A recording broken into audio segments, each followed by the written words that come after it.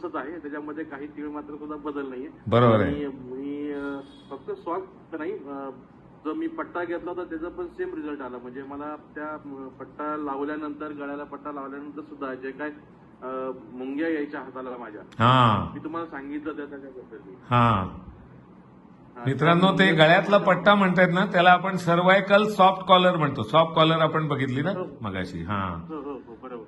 आणि त्यांना special size आपण दिला होता, स्पेशल साईज दिला होता कंपनीकडनं. हो, अगदी अगदी बरोबर. स्पेशल प्राइस मागवलं होतं आपण तो.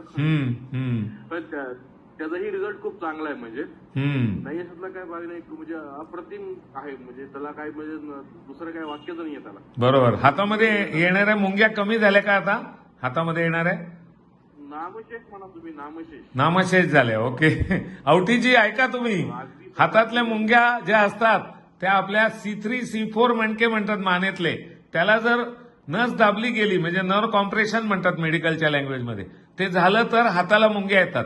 ते पण आपण पूर्णपणे घालवलंय आणि त्याचा रिझल्ट पण ते सांगता येते. याचा एक वेगळा व्हिडिओ करूया आपण, बरं का पृथ्वीराजजी? नक्की नक्की नक्की. वेगळा व्हिडिओ करूया याचा आपण. भेटल्यानंतर आपण स्वतः बोलू. आणि किती दिवसात रिझल्ट आला तुम्हाला कॉलर वापरल्यापासून? कॉलरचा एक 14 ते 15 दिवस लागले ते मला. वा, मस्त. 15 दिवसात आवटीजी ऐका, आणि सगळ्या नवीन लोकांनी पण ऐका की मानेतले नस दाबली गेल्यामुळे हातात मुंग्या येतात, हे आपण 2 ते 3 आठवड्यात कंट्रोलमध्ये आणलं. चमत्कार आहे कोणी बघायचा.